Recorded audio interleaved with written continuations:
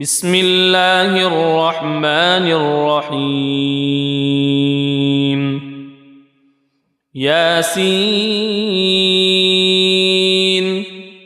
والقرآن الحكيم إنك لمن المرسلين على صراط مستقيم تنزيل العزيز الرحيم لتنذر قوما ما أنذر آباؤهم فهم غافلون لقد حق القول على أكثرهم فهم لا يؤمنون إنا جعلنا في أعناقهم أغلالا فهي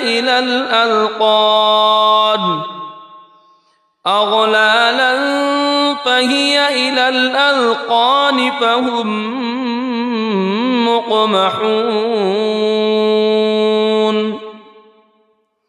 وجعلنا من بين أيديهم سدا ومن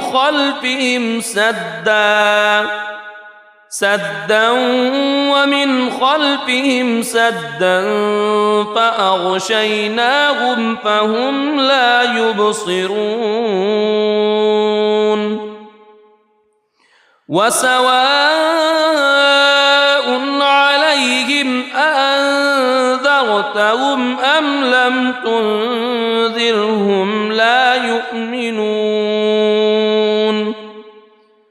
إنما تنذر من اتبع الذكر وخشي الرحمن بالغيب فبشره بمغفرة وأجر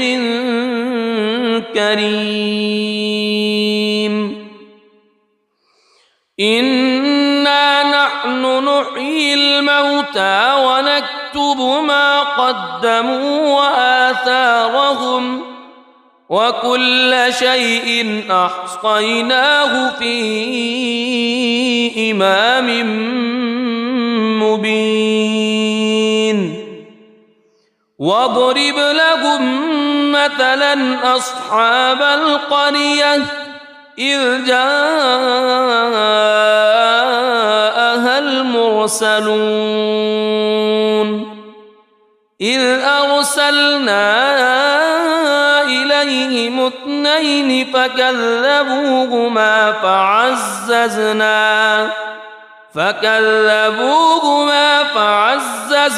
بثالث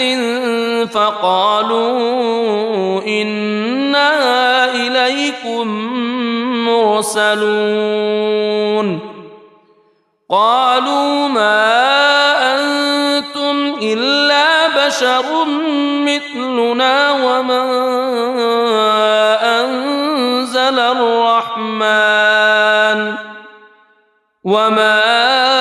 أنزل الرحمن من شيء إن أنتم إلا تكذبون قالوا ربنا يعلم إنا إليكم لمرسلون وما علينا إلا البلاغ المبين قالوا إنا تطيرنا بكم لئن لم تنتهوا لنرجمنكم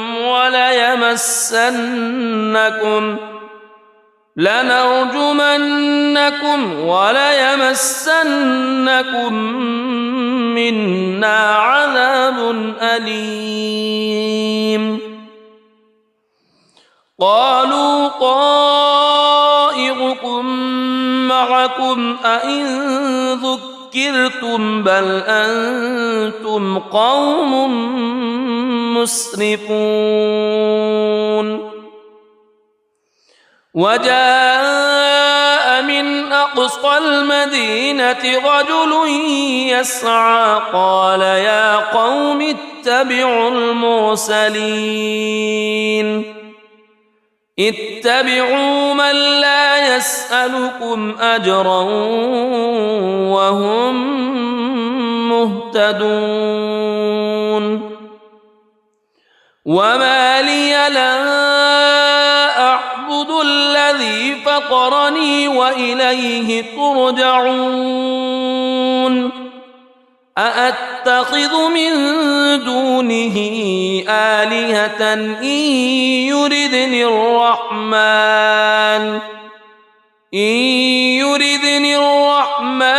بضر لا تغن عني شفاعتهم شيئا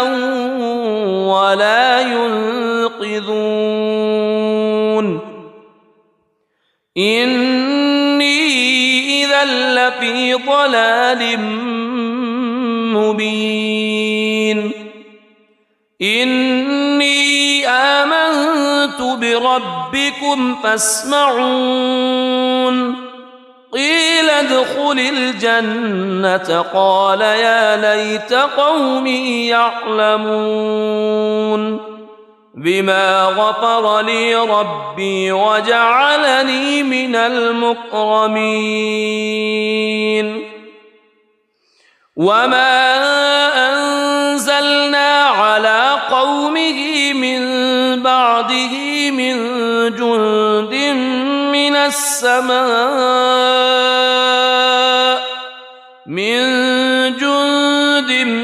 من السماء وما كنا منزلين إن كانت إلا صيحة واحدة فإذا هم خامدون يا حسرة على العباد ما يأتيهم من رسول إلا كانوا به يستهزئون ألم يروا كم أهلكنا قبلهم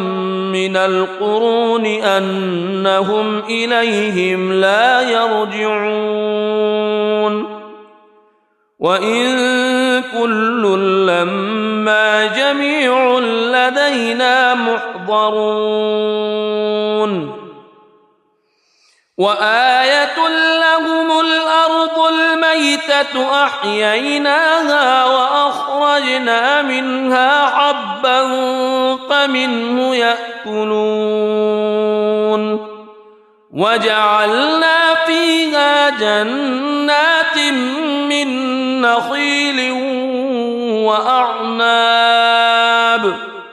من نخيل وأعناب وفجرنا فيها من العيون ليأكلوا من ثمره وما عملته أيديهم أفلا يشكرون سبحان الذي خلق الأزواج كلها مما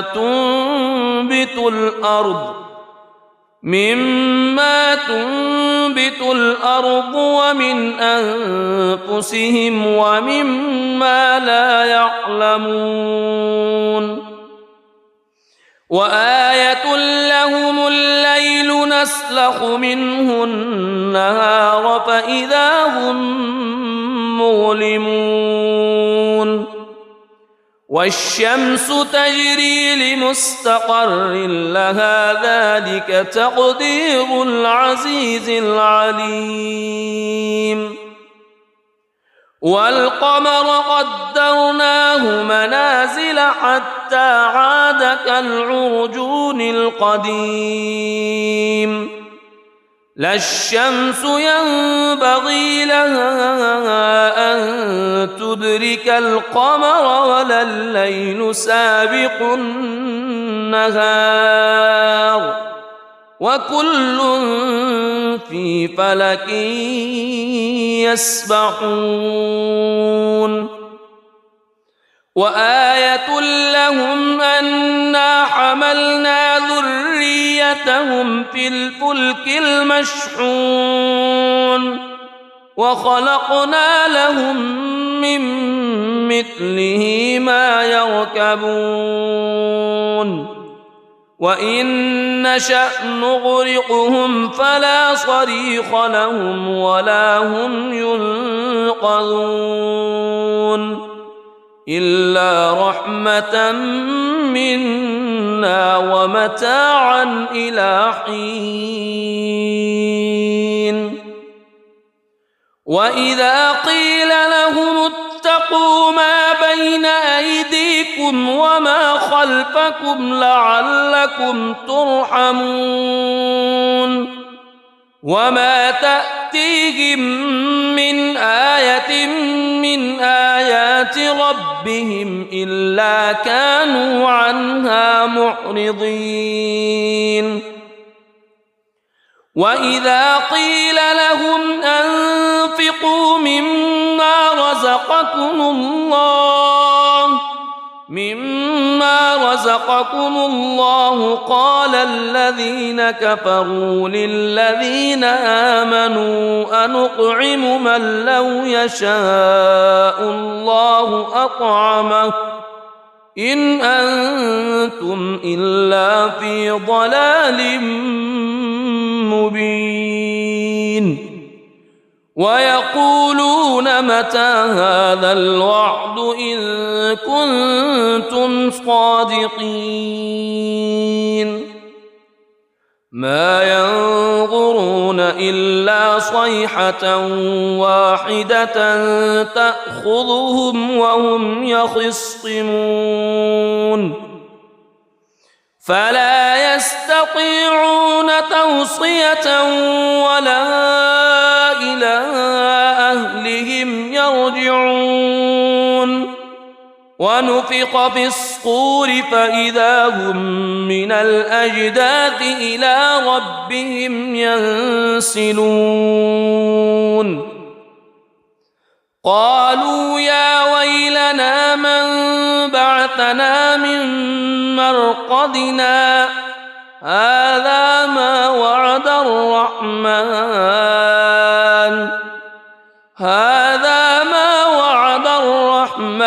وصدق المرسلون إن كانت إلا صيحة واحدة فإذا هم جميع لدينا محضرون فاليوم لا تظلم نفس شيئا ولا تجزون إلا ما كنتم تعملون إن أصحاب الجنة اليوم في شغل فاكهون هم وأزواجهم في ظلال على الأرائك متكئون لهم فيها فاكهة ولهم ما يدعون سلام قولا من رب رحيم وامتازوا اليوم أيها المجرمون ألم أعهد إليكم يا بني ألا تعبدوا الشيطان ألم أعهد إليكم يا بني آدم ألا تعبدوا الشيطان إنه لكم عدو مبين وأن اعبدوني هذا صراط مستقيم ولقد أضل منكم جبلا كثيرا أفلم تكونوا تعقلون هذه جهنم التي كنتم توعدون اصلوها اليوم بما كنتم تكفرون اليوم نختم على أفواههم وتكلمنا أيديهم وتشهد أرجلهم بما كانوا يكسبون ولو نشاء لطمسنا على أعينهم فاستبقوا الصراط فأنى يبصرون ولو نشاء لمسخناهم على مكانتهم فما استطاعوا مضيا ولا يرجعون ومن نعمره ننكسه في الخلق أفلا يعقلون وما علمناه الشعر وما ينبغي له إن هو إلا ذكر وقرآن مبين لينذر من كان حيا ويحق القول على الكافرين أولم يروا أنا خلقنا لهم مما عملت أيدينا أنعاما فهم لها مالكون وذللناها لهم فمنها ركوبهم ومنها يأكلون ولهم فيها منافع ومشارب أفلا يشكرون واتخذوا من دون الله آلهة لعلهم ينصرون لا يستطيعون نصرهم وهم لهم جند محضرون فلا يحزنك قولهم إنا نعلم ما يسرون وما يعلنون أولم ير الإنسان أنا خلقناه من نطفة فإذا هو خصيم مبين وضرب لنا مثلا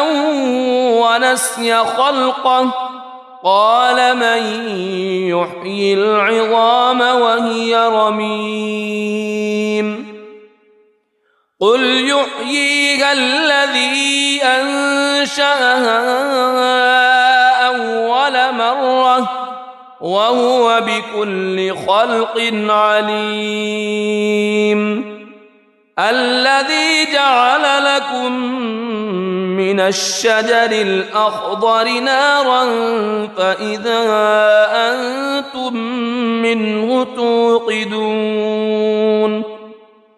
أوليس الذي خلق السماوات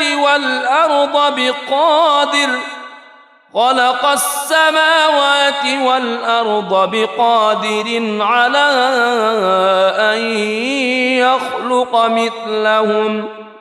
بلى وهو الخلاق العليم إنما أمره إذا أراد شيئا أن يقول له كن فيكون فسبحان الذي بيده ملكوت كل شيء وإليه ترجعون بسم الله الرحمن الرحيم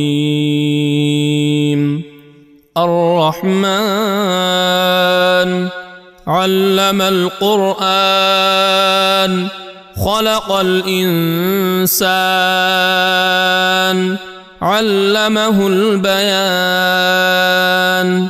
الشمس والقمر بحسبان والنجم والشجر يسجدان والسماء رفعها ووضع الميزان ألا تطغوا في الميزان وأقيموا الوزن بالقسط ولا تخسروا الميزان والأرض وضعها للأنام فيها فاكهة والنخل ذات الأكمام والحب ذو العصف والريحان فبأي آلاء ربكما تكذبان خلق الإنسان من صلصال كالفخار وخلق الجان من مارج من نار فبأي آلاء ربكما تكذبان رب المشرقين ورب المغربين فبأي آلاء ربكما تكذبان مرج البحرين يلتقيان بينهما برزخ لا يبغيان فبأي آلاء ربكما تكذبان يخرج منهما اللؤلؤ والمرجان فبأي آلاء ربكما تكذبان وله الجوار المنشآت في البحر كالأعلام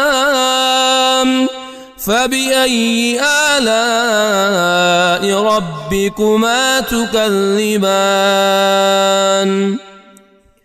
كل من عليها فان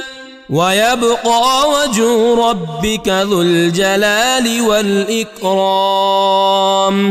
فبأي آلاء ربكما تكذبان يسأله من في السماوات والأرض كل يوم هو في شأن فبأي آلاء ربكما تكذبان سنفرغ لكم أيها الثقلان فبأي آلاء ربكما تكذبان يا معشر الجن والإنس إن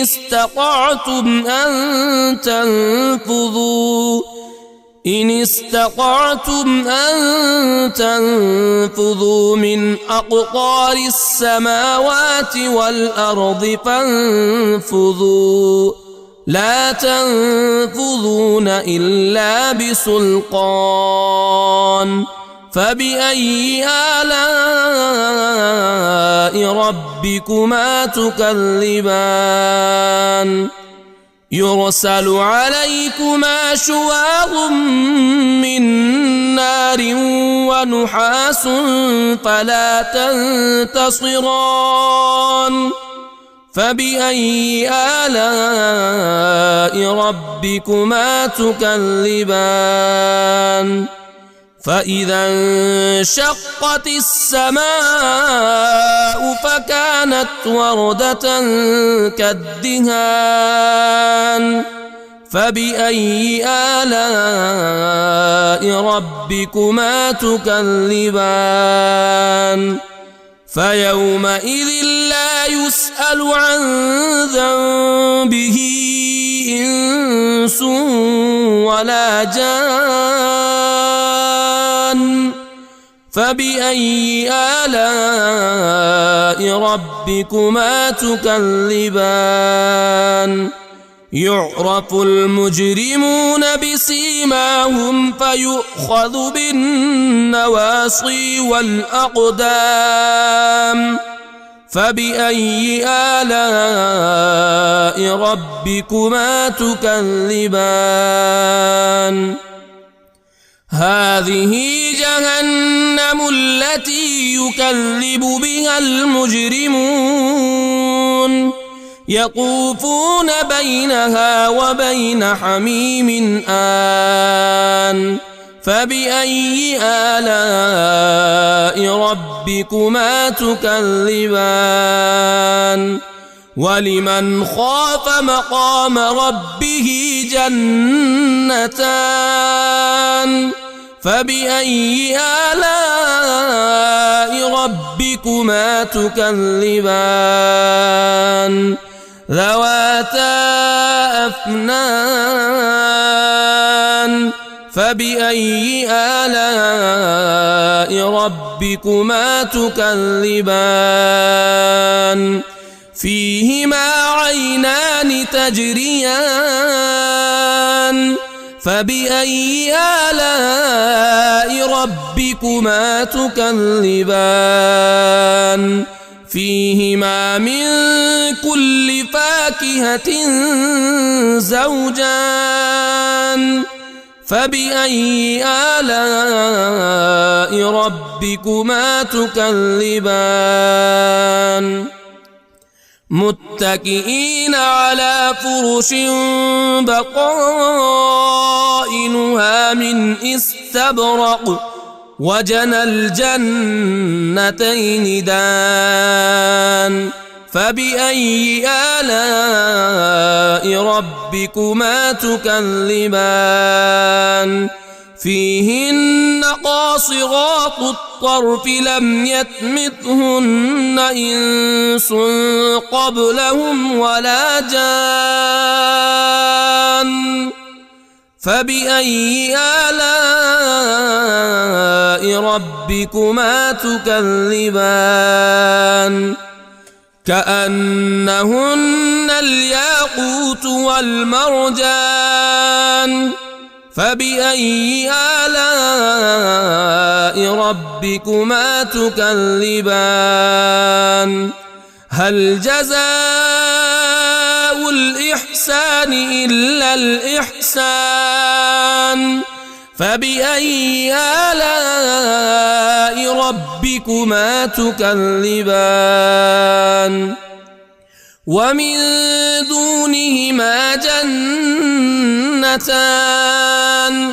فبأي آلاء ربكما تكذبان مدهامتان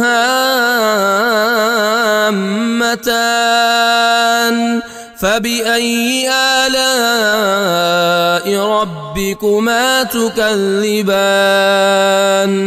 فيهما عينان نضاختان فبأي آلاء ربكما تكذبان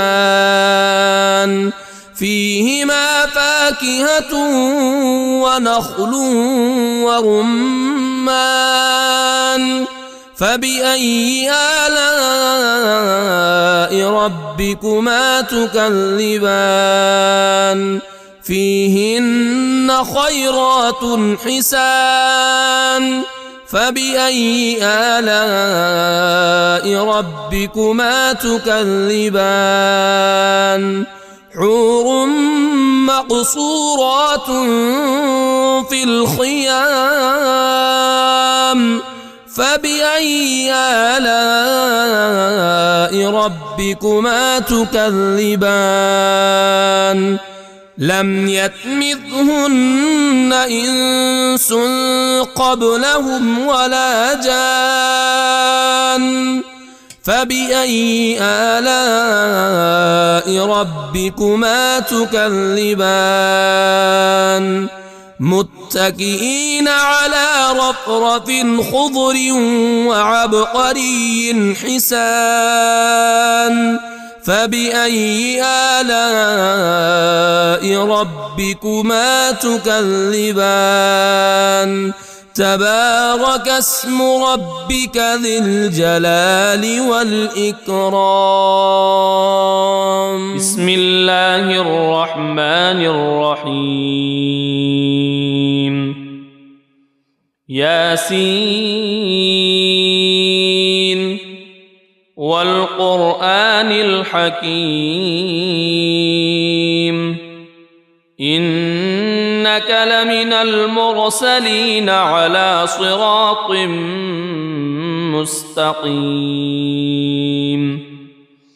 تنزيل العزيز الرحيم لتنذر قوما ما أنذر آباؤهم فهم غافلون لقد حق القول على أكثرهم فهم لا يؤمنون إنا جعلنا في أعناقهم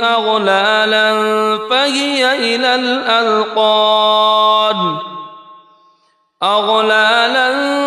فهي إلى الأذقان فهم مقمحون وجعلنا من بين أيديهم سدا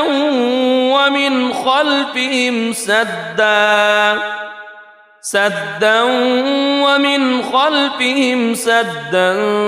فأغشيناهم فهم لا يبصرون وسواء عليهم أأنذرتهم أم لم تنذرهم لا يؤمنون إنما تنذر من اتبع الذكر وخشي الرحمن بالغيب فبشره بمغفرة وأجر كريم إنا نحن نحيي الموتى ونكتب ما قدموا وآثارهم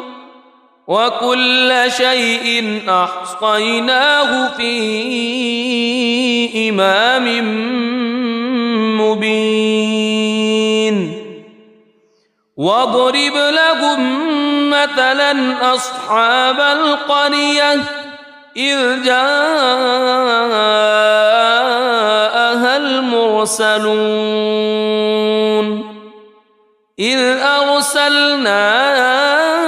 إليهم اثنين فكذبوهما فعززنا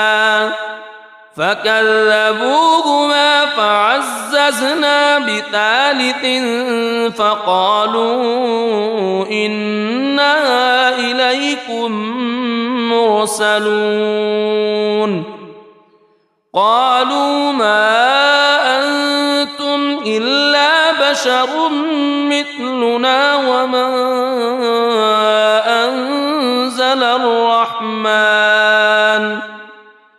وما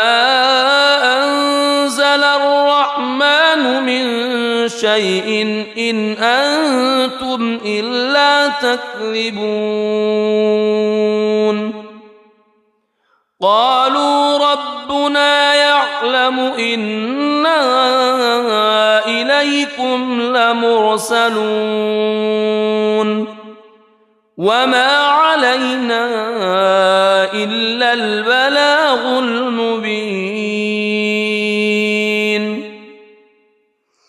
قالوا إنا تطيرنا بكم لئن لم تنتهوا لنرجمنكم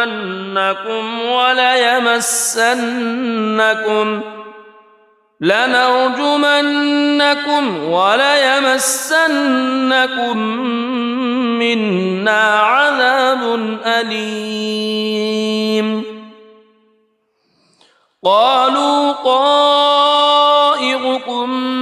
معكم أئن ذكرتم بل أنتم قوم مسرفون وجاء من أقصى المدينة رجل يسعى قال يا قوم اتبعوا المرسلين اتبعوا من لا يسألكم أجرا وهم مهتدون وما لي لا أعبد الذي فطرني وإليه ترجعون أأتخذ من دونه آلهة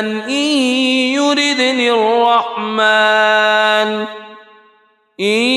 يردني الرحمن بضر لا تغن عني شفاعتهم شيئا ولا ينقذون إني إذا لفي ضلال مبين إني آمنت بربكم فاسمعون قيل ادخل الجنة قال يا ليت قومي يعلمون بما غفر لي ربي وجعلني من المكرمين وما أنزلنا على قومه من بعده من جند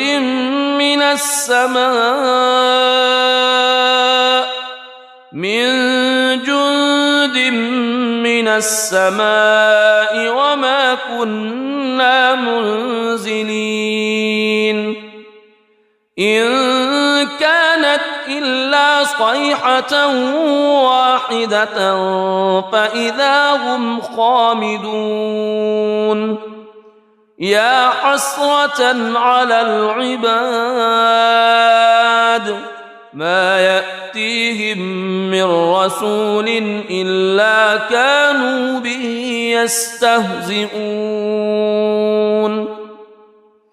ألم يروا كم أهلكنا قبلهم من القرون أنهم إليهم لا يرجعون وإن كل لما جميع لدينا محضرون وآية لهم الأرض الميتة أحييناها وأخرجنا منها حبا فمنه يأكلون وجعلنا فيها جنات من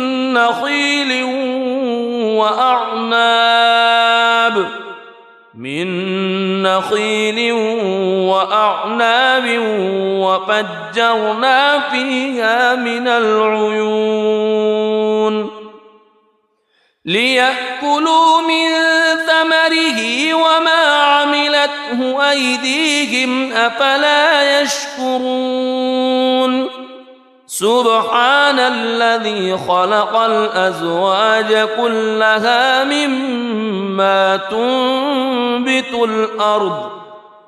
مما تنبت الأرض ومن أنفسهم ومما لا يعلمون وآية لهم الليل نسلخ منه النهار فإذا هم مظلمون والشمس تجري لمستقر لها ذلك تقدير العزيز العليم والقمر قدرناه منازل حتى عاد كالعرجون القديم لا الشمس ينبغي لها أن تدرك القمر ولا الليل سابق النهار وكل في فلك يسبحون وآية لهم أنا حملنا ذريتهم في الفلك المشحون وخلقنا لهم من مثله ما يركبون وإن نشأ نغرقهم فلا صريخ لهم ولا هم ينقذون إلا رحمة منا ومتاعا إلى حين وإذا قيل لهم اتقوا ما بين أيديكم وما خلفكم لعلكم ترحمون وما تأتيهم من آية من آيات ربهم إلا كانوا عنها معرضين وإذا قيل لهم أنفقوا مما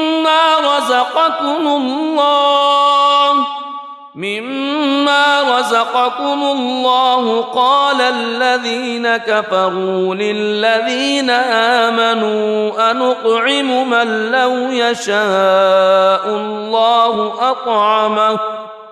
إن أنتم إلا في ضلال مبين ويقولون متى هذا الوعد إن كنتم صادقين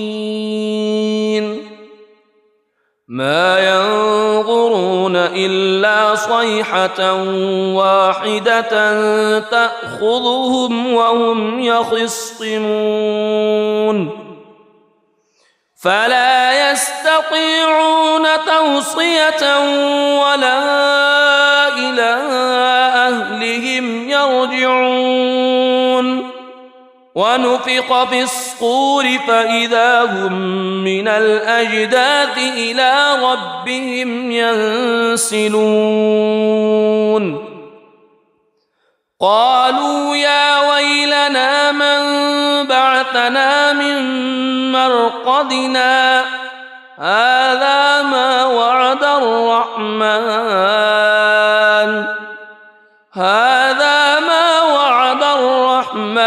وصدق المرسلون إن كانت إلا صيحة واحدة فإذا هم جميع لدينا محضرون فاليوم لا تظلم نفس شيئا ولا تجزون إلا ما كنتم تعملون إن أصحاب الجنة اليوم في شغل فاكهون هم وأزواجهم في ظلال على الأرائك متكئون لهم فيها فاكهة ولهم ما يدعون سلام قولا من رب رحيم وامتازوا اليوم أيها المجرمون ألم أعهد إليكم يا بني ألا تعبدوا الشيطان ألم أعهد إليكم يا بني آدم ألا تعبدوا الشيطان إنه لكم عدو مبين وأن اعبدوني هذا صراط مستقيم ولقد أضل منكم جبلا كثيرا أفلم تكونوا تعقلون هذه جهنم التي كنتم توعدون اصلوها اليوم بما كنتم تكفرون اليوم نختم على أفواههم وتكلمنا أيديهم وتشهد أرجلهم بما كانوا يكسبون ولو نشاء لطمسنا على أعينهم فاستبقوا الصراط فأنى يبصرون ولو نشاء لمسخناهم على مكانتهم فما استطاعوا مضيا ولا يرجعون ومن نعمره ننكسه في الخلق أفلا يعقلون وما علمناه الشعر وما ينبغي له إن هو إلا ذكر وقرآن مبين لينذر من كان حيا ويحق القول على الكافرين أولم يروا أنا خلقنا لهم مما عملت أيدينا أنعاما فهم لها مالكون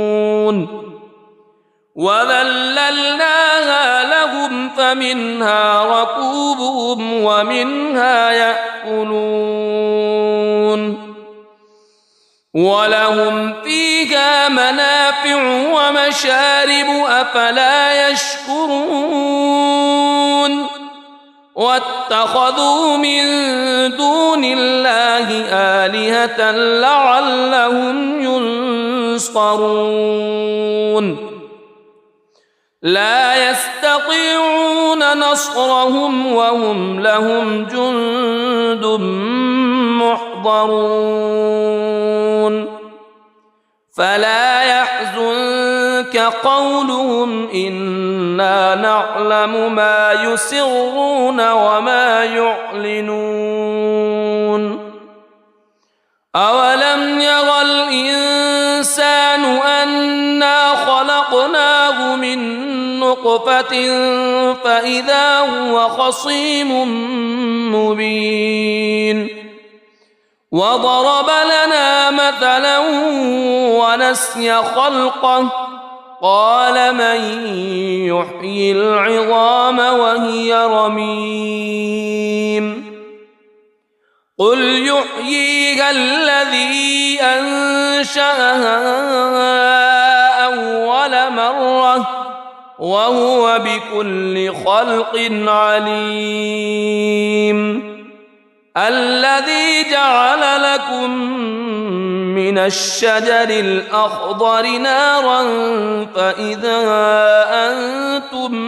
منه توقدون أوليس الذي خلق السماوات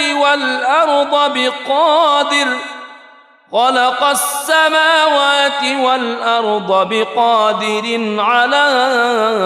أن يخلق مثلهم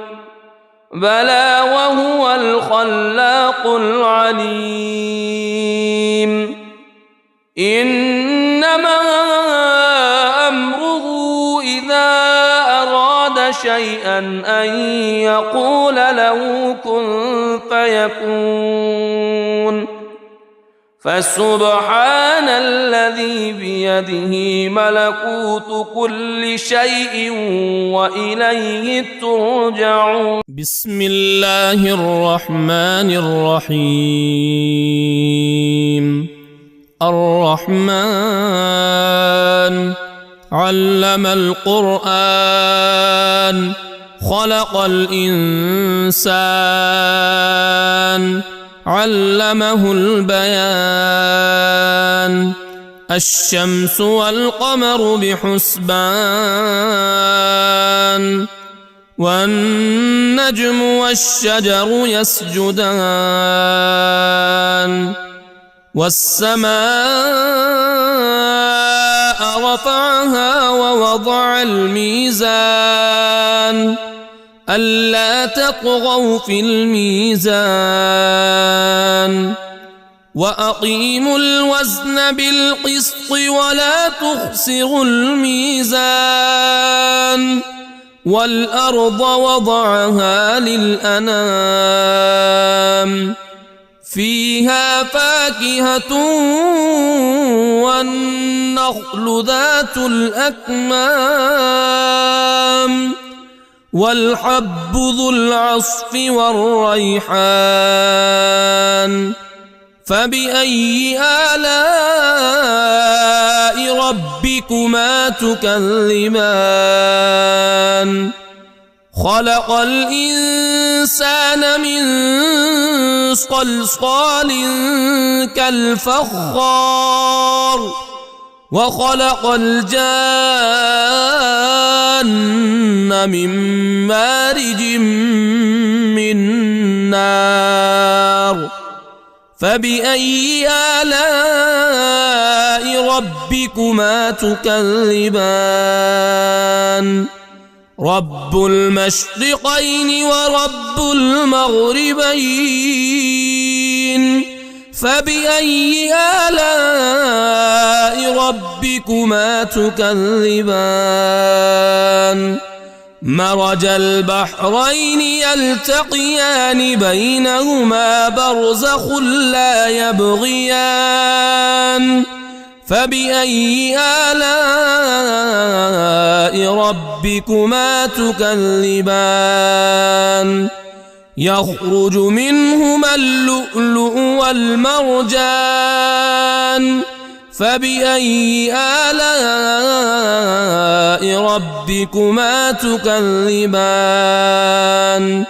وله الجوار المنشآت في البحر كالأعلام.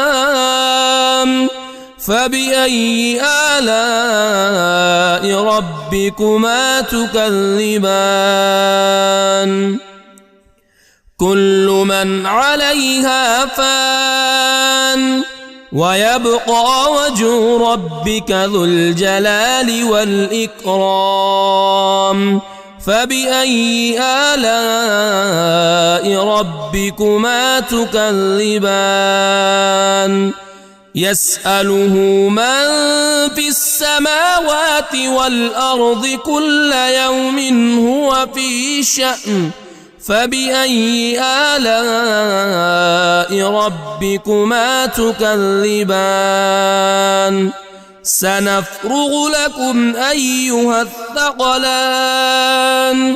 فبأي آلاء ربكما تكذبان؟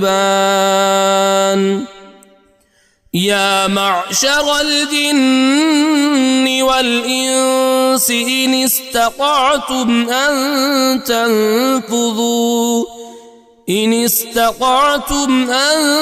تنفذوا من أقطار السماوات والأرض فانفذوا لا تنفذون إلا بسلطان. فبأي آلاء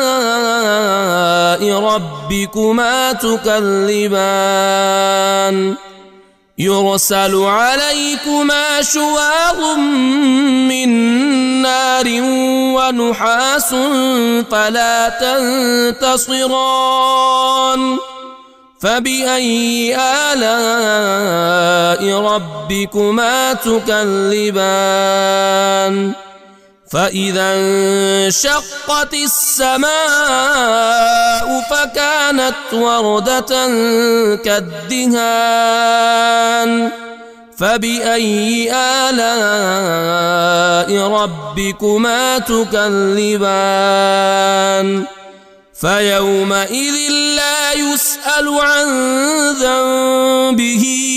إنس ولا جان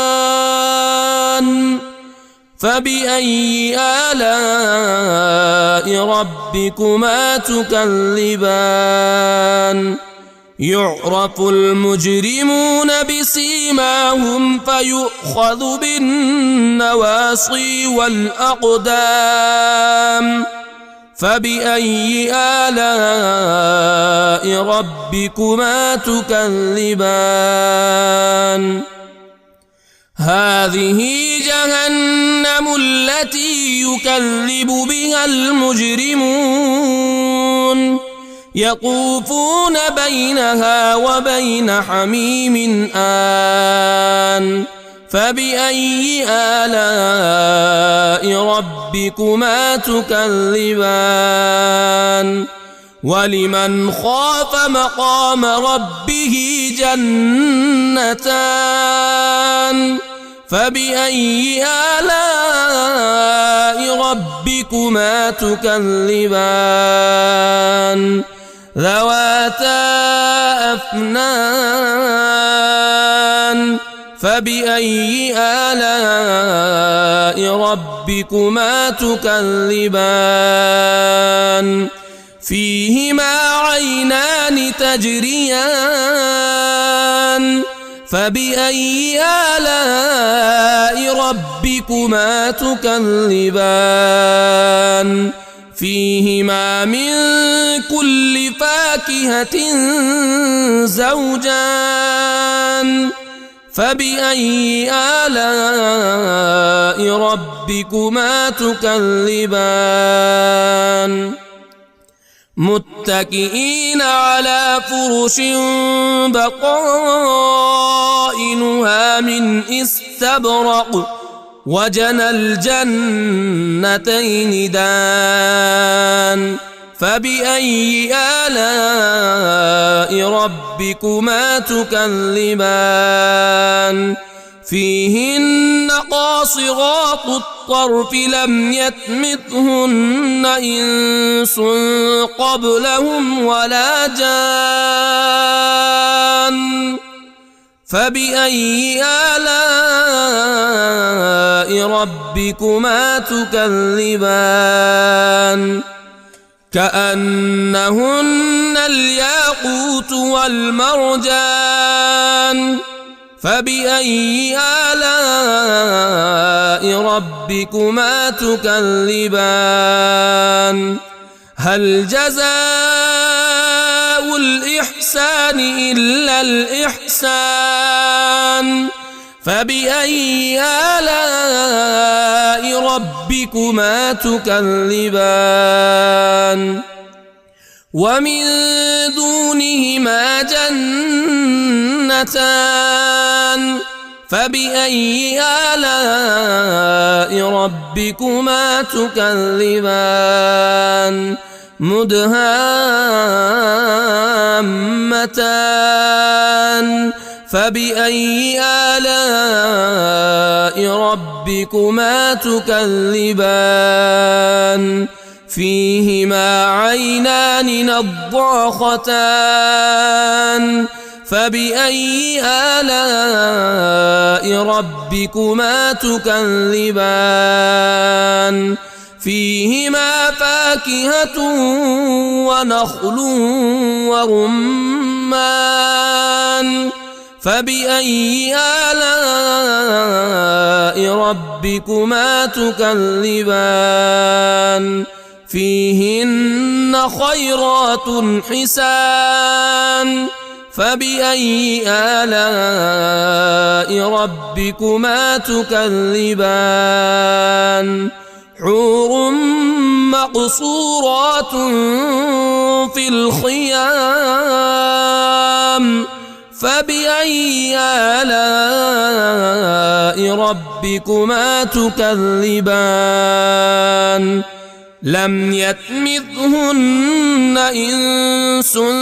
قبلهم ولا جان فبأي آلاء ربكما تكذبان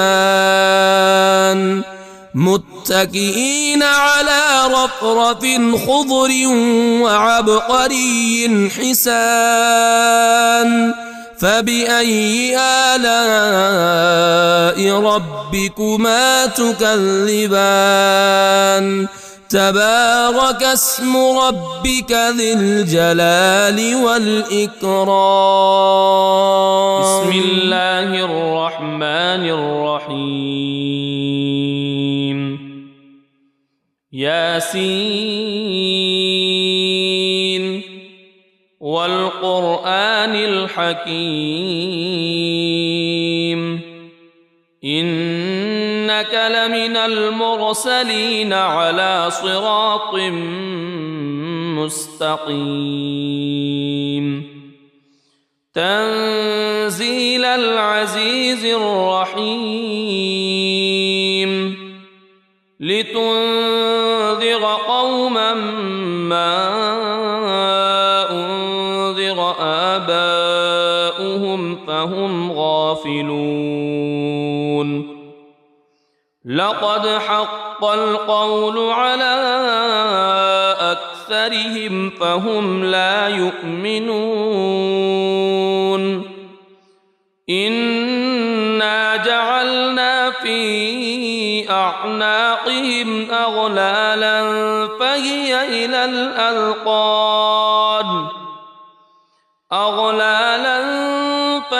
إلى الأذقان فهم مقمحون وجعلنا من بين أيديهم سدا ومن خلفهم سدا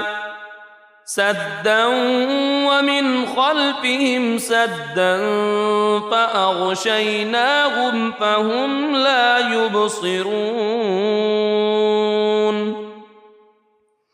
وسواء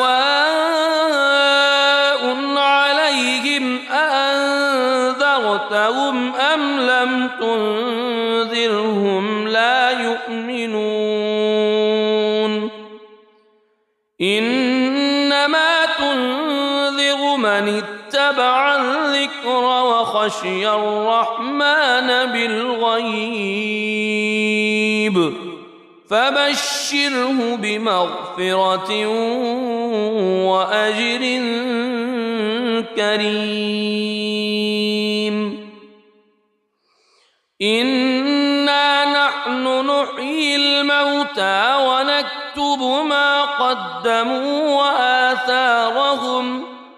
وكل شيء أحصيناه في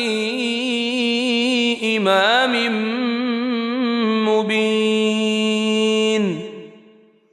واضرب لهم مثلا أصحاب القرية إذ جاءها المرسلون إذ أرسلنا إليهم اثنين فكذبوهما فعززنا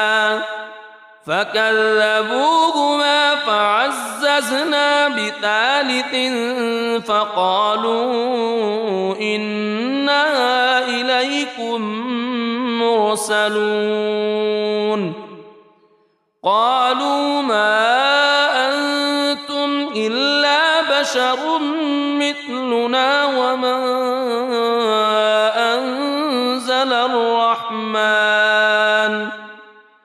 وما أنزل الرحمن من شيء إن أنتم إلا تكذبون قالوا ربنا يعلم يعلم إنا إليكم لمرسلون وما علينا إلا البلاغ المبين قالوا إنا تطيرنا بكم لئن لم تنتهوا لنرجمنكم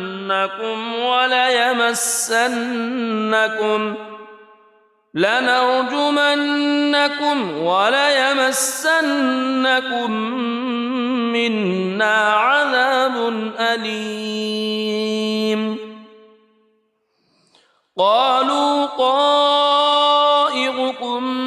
معكم أئن ذكرتم بل أنتم قوم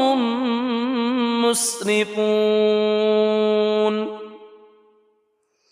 وجاء من أقصى المدينة رجل يسعى قال يا قوم اتبعوا المرسلين اتبعوا من لا يسألكم أجرا وهم مهتدون وما لي لا أعبد الذي فطرني وإليه ترجعون أأتخذ من دونه آلهة إن يردني الرحمن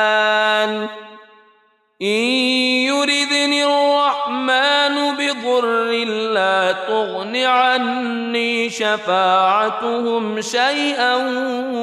ولا ينقذون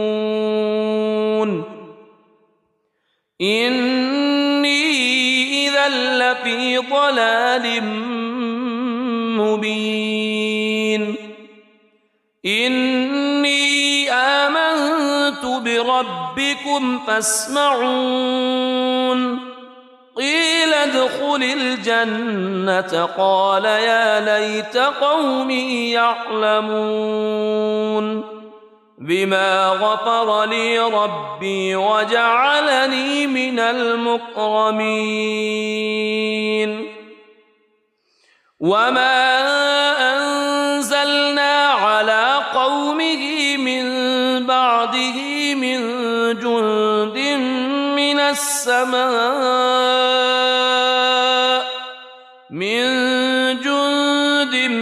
من السماء وما كنا منزلين إن كانت إلا صيحة واحدة فإذا هم خامدون يا حسرة على العباد ما يأتيهم من رسول إلا كانوا به يستهزئون ألم يروا كم أهلكنا قبلهم من القرون أنهم إليهم لا يرجعون وإن كل لما جميع لدينا محضرون وآية لهم الأرض الميتة أحييناها وأخرجنا منها حبا فمنه يأكلون وجعلنا فيها جنات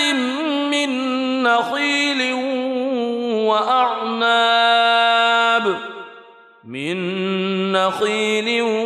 وأعناب وفجرنا فيها من العيون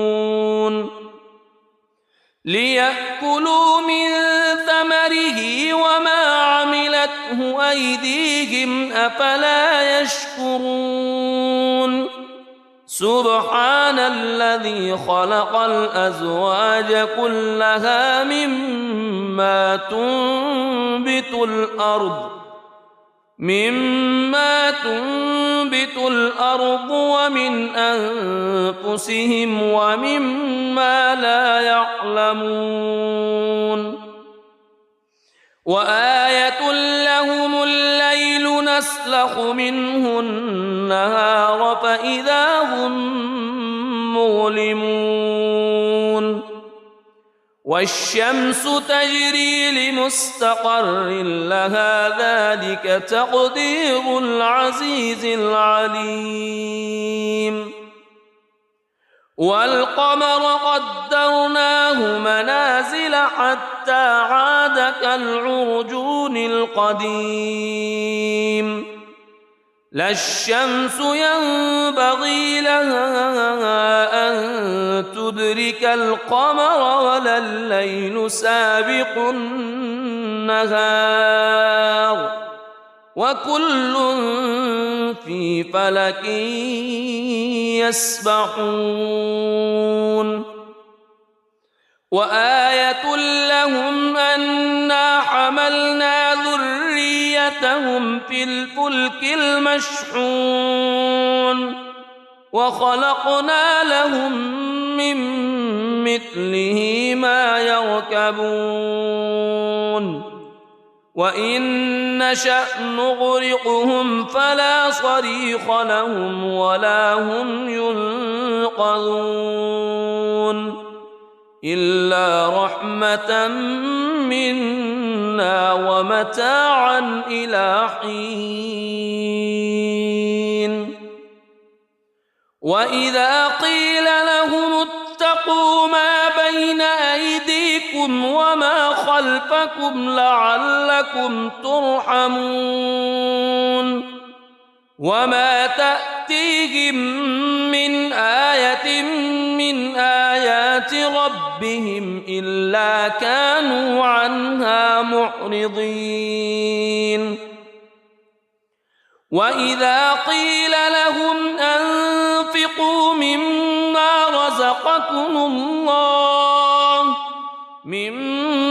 رزقكم الله قال الذين كفروا للذين آمنوا أنطعم من لو يشاء الله أطعمه إن أنتم إلا في ضلال مبين ويقولون متى هذا الوعد إن كنتم صادقين ما ينظرون إلا صيحة واحدة تأخذهم وهم يخصمون فلا يستطيعون توصية ولا إلى أهلهم يرجعون ونفخ في الصور فإذا هم من الأجداث إلى ربهم ينسلون قالوا يا ويلنا من بعثنا من مرقدنا هذا ما وعد الرحمن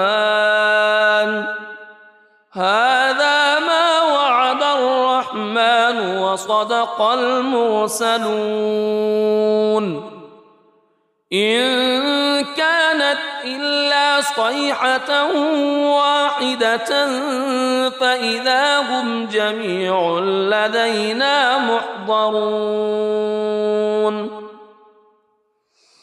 فاليوم لا تظلم نفس شيئا ولا تجزون إلا ما كنتم تعملون إن أصحاب الجنة اليوم في شغل فاكهون هم وأزواجهم في ظلال على الأرائك متكئون لهم فيها فاكهة ولهم ما يدعون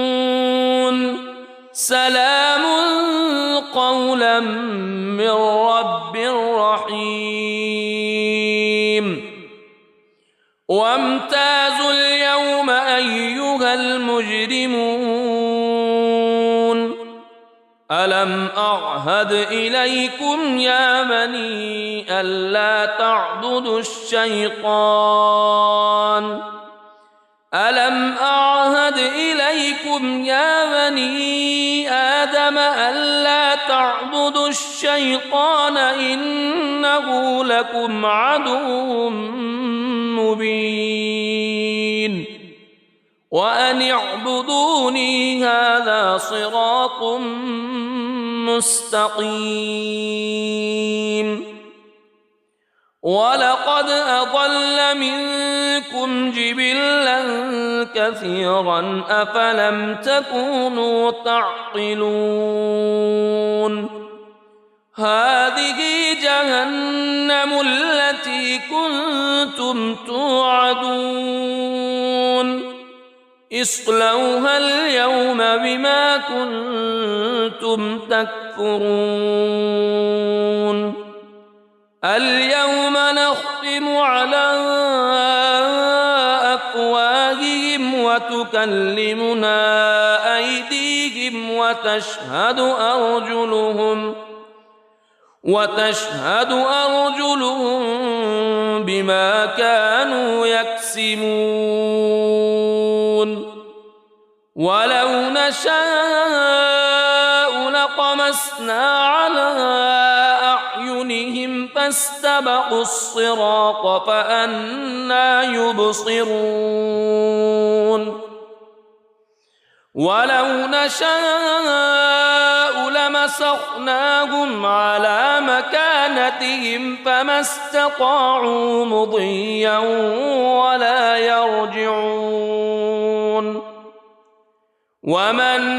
نعمره ننكسه في الخلق أفلا يعقلون وما علمناه الشعر وما ينبغي له إن هو إلا ذكر وقرآن مبين لينذر من كان حيا ويحق القول على الكافرين أولم يروا أنا خلقنا لهم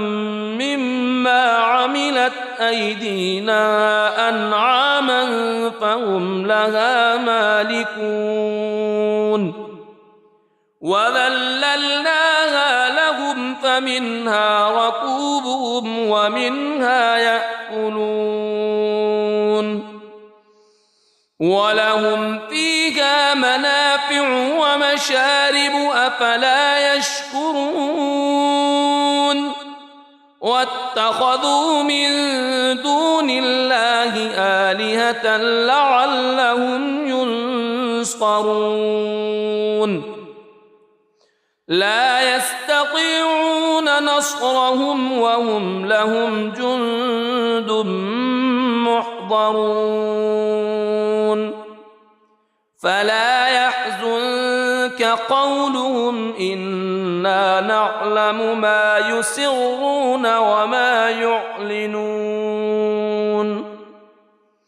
أولم ير الإنسان أنا خلقناه من نطفة فإذا هو خصيم مبين وضرب لنا مثلا ونسي خلقه قال من يحيي العظام وهي رميم قل يحييها الذي أنشأها أول مرة وهو بكل خلق عليم الذي جعل لكم من الشجر الأخضر نارا فإذا أنتم منه توقدون أوليس الذي خلق السماوات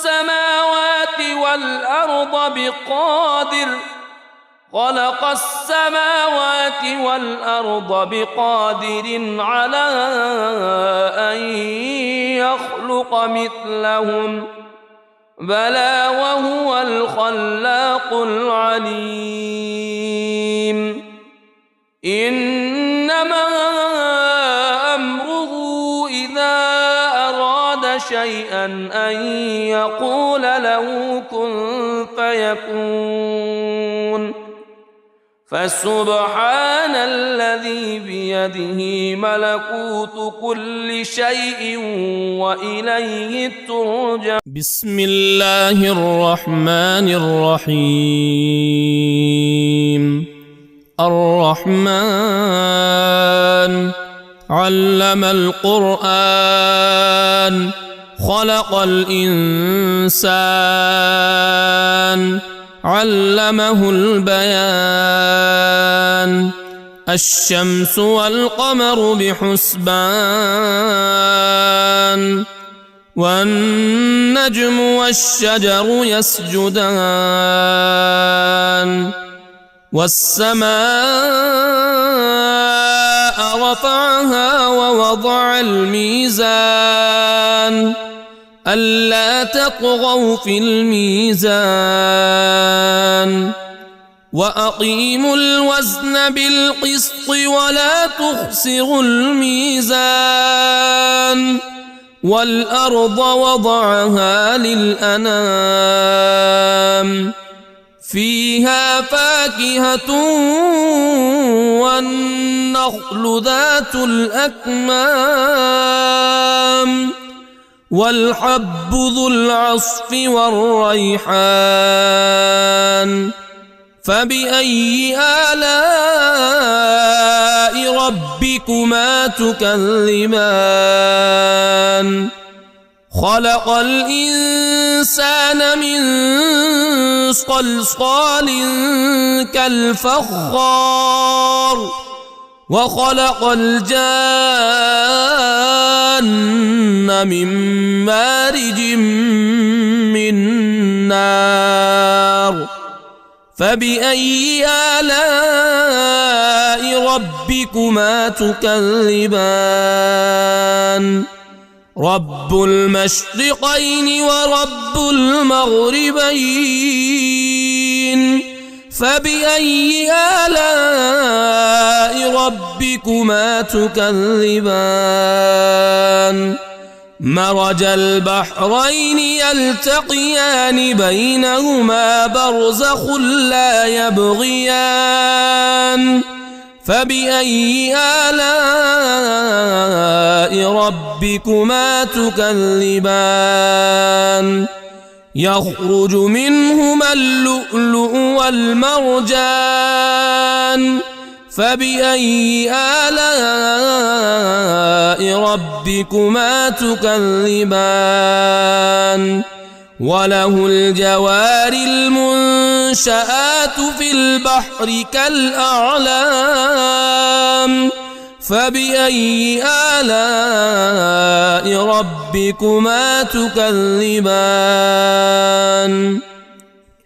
كل من عليها فان ويبقى وجه ربك ذو الجلال والإكرام فبأي آلاء ربكما تكذبان يسأله من في السماوات والأرض كل يوم هو في شأن فبأي آلاء ربكما تكذبان سنفرغ لكم أيها الثقلان فبأي آلاء ربكما تكذبان يا معشر الجن والإنس إن استطعتم أن إن استطعتم أن تنفذوا من أقطار السماوات والأرض فانفذوا لا تنفذون إلا بسلطان فبأي آلاء ربكما تكذبان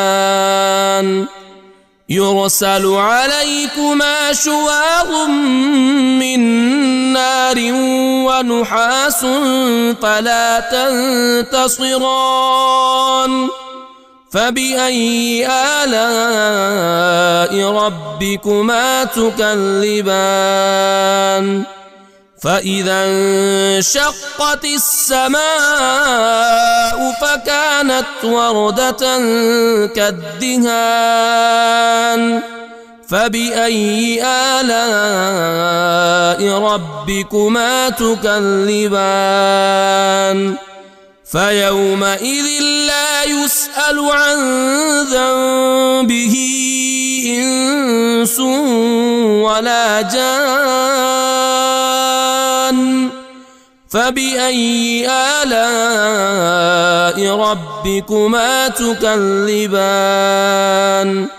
يعرف المجرمون بسيماهم فيؤخذ بالنواصي والأقدام فبأي آلاء ربكما تكذبان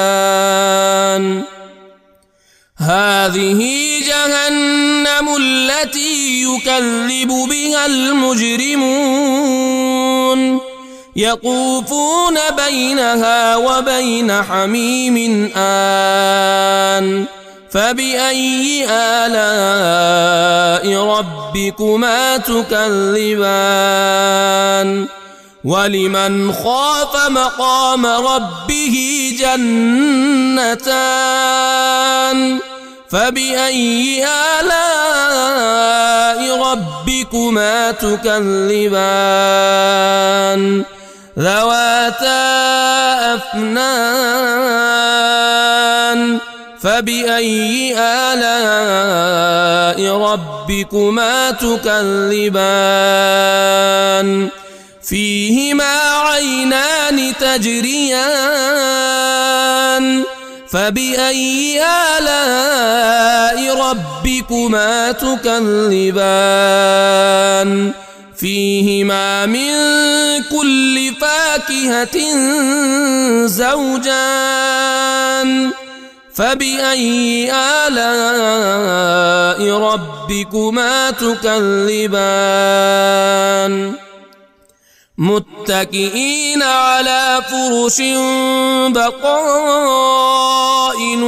من استبرق وجنى الجنتين دان فبأي آلاء ربكما تكذبان فيهن قاصرات الطرف لم يطمثهن إنس قبلهم ولا جان فبأي آلاء ربكما تكذبان كأنهن الياقوت والمرجان فبأي آلاء ربكما تكذبان هل جزاء الإحسان إلا الإحسان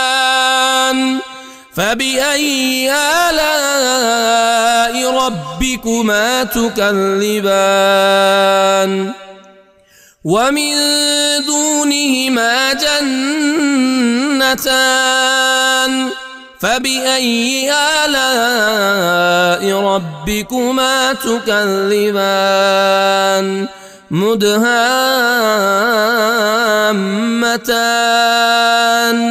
فبأي آلاء ربكما تكذبان